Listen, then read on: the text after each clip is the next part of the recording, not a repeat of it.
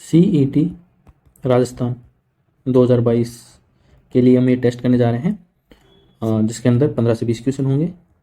तो सबसे पहला क्वेश्चन क्या है हमारा? तो सबसे पहला क्वेश्चन है, ब्रिटिश राज में राजपूताना के प्रथम निवासी AGG agent to governor general कौन थे? तो वो कौन थे राजस्थान के अंदर?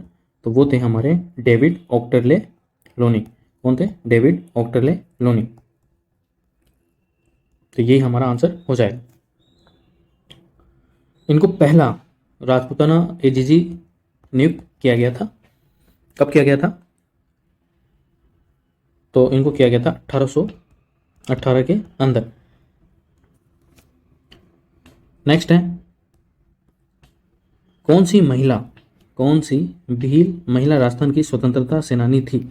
तो एक तो भील पूछा है, ऊपर से स्वतंत्रता सेनानी। कौन सी स्वतंत्रता सेनानी? तो कौन थी वो? तो वो थी हमारी कालीबाई। कौन थी? कालीबाई। तो कालीबाई से नाम से आप क्या समझते हैं कि इन्होंने अपने टीचर को मुक्त कराया था गाड़ी के पीछे रस्सी से। और ये किस जिले से संबंधित है राजस्थान में? तो ये डूंगरपुर जिले से संबंधित है। तो जो पुलिस वाले थे उन्होंने गोली मार दी और ये वहीं इनकी मृत्यु हो गई थी। नागेंद्र बाला कौन है? तो आंसर तो हमारा कालीबाई हो गया। ठीक है, अब देख लेते हैं नागेंद्र बाला के बारे में। ये राजस्थान की, ये भी स्वतंत्रता सेनानी है।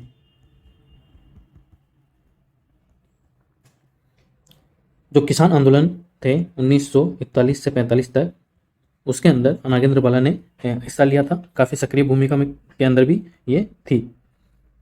उन्होंने महिलाओं में राष्ट्रीय चेतना का प्रचार किया। महिलाओं में राष्ट्रीय चेतना का प्रसार किसने किया? नागेंद्र बाला ने राष्ट्रीय चेतना महिलाओं में। तो आपको ध्यान रखना है। नेक्स्ट क्वेश्चन है हमारा, राजस्थान के प्रथम भाषा सर्वेक्षक कौन से व्यक्ति हैं इनमें से?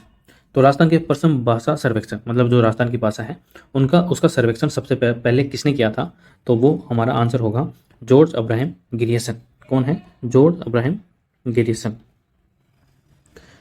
ये पहले विद्वान थे जिन्होंने जो भाषा है उसको राजस्थानी नाम दिया था। तो ये आपको ध्यान रखना है। ये क्वेश्चन आपसे पूछा सकता है कि राजस्थान की जो भाषा है उसको राजस्थानी नाम किसने दिया था? तो जॉर्ज अब्राहम ग्रियर्सन ने दिया था। कब दिया था? 1912 के अंदर भारतीय भाषा सर्वेक्षण में राजस्थानी शब्द का प्रयोग किया गया था। ठीक है, 1912 के अंदर। नेक्स्ट है हमारा, निम्नलिखित में से गलत युग्म की पहचान कीजिए। गलत युग्म मतलब एक तरफ प्रजामंडल है और दूसरी तरफ उनके स्थापना करता है। करौली प्रजामंडल त्रिलोकचंद माथुर, अलवर प्रजामंडल हरिनारायण शर्मा, सिरोही प्रजामंडल ये है गोलुक नहीं है, गोकुल है, गोकुल भाई भट्ट, बूंदी प्रजामंडल माणिक्यलाल वर्मा। तो इसका आंसर क्या हो जाएगा? तो इसका आंसर हो जाएगा बूंदी प्रजामंडल माणिक्यलाल वर्मा, क्योंकि बूंदी प्रजामंडल के माणिक्यलाल वर्मा ना होकर कौन थे? तो वो थे कांतिलाल बजाज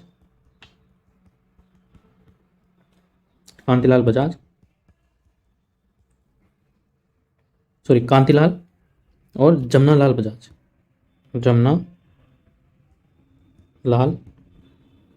बजाज।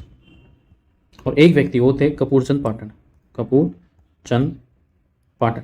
ये बूंदी प्रजामंडल से संबंधित थे और बूंदी प्रजामंडल की स्थापना 1931 में होती है कांतिलाल, जमनालाल बजाज और कपूरचंद पाटन के द्वारा।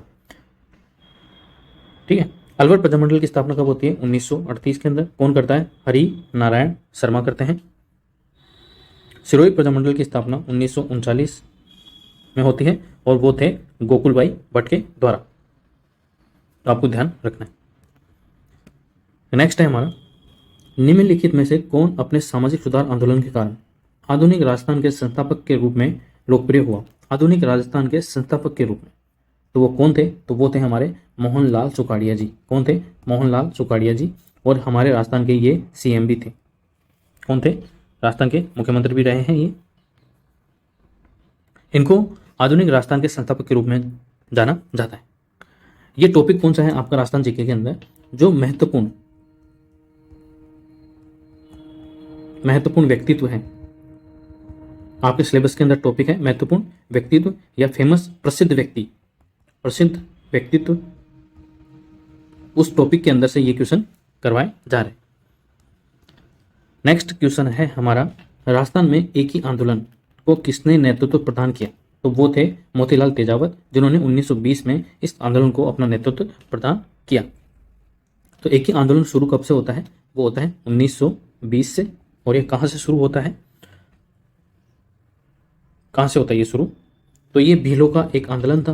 कहाँ, किनका था? भीलों का एक आंदोलन था, जो सरकारी नीतियों और बेगार जो प्रथा थी उसके चलते ये शुरू हुआ था।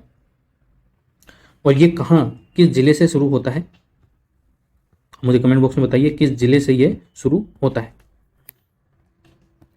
नेक्स्ट है, शहीद भील बालिका कालीबाई निम्न में से किस स्थान से संबंधित थी?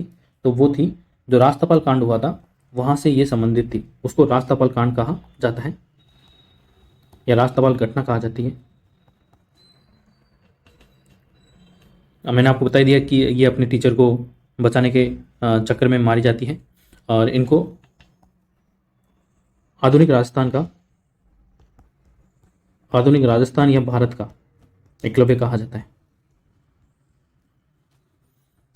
नेक्स्ट है, उषा रानी हुजा कौन थी?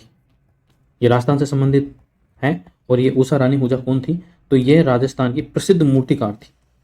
राजस्थान की प्रसिद्ध मूर्तिकार थी उषा रानी हुजा।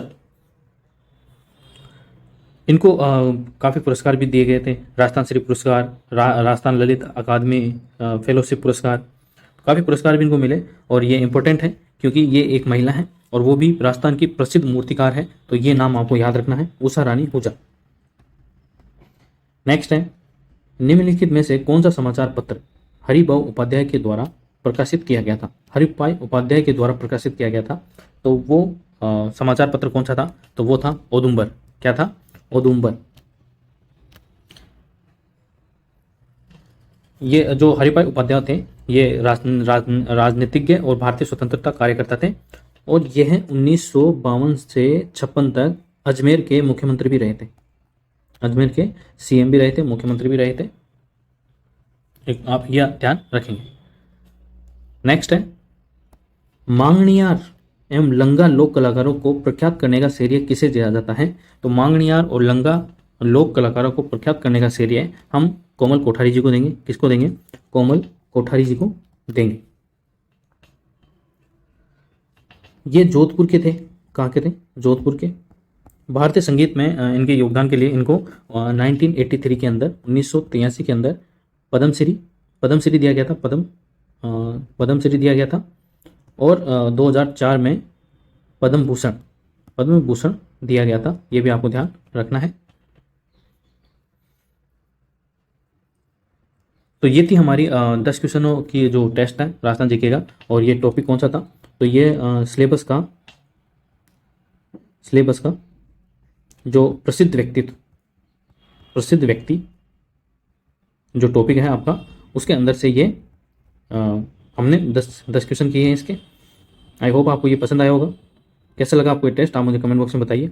और इस वीडियो को लाइक कीजिए, शेयर कीजिए और चैनल को सब्सक्राइब जरूर कीजिए। Thank you so much.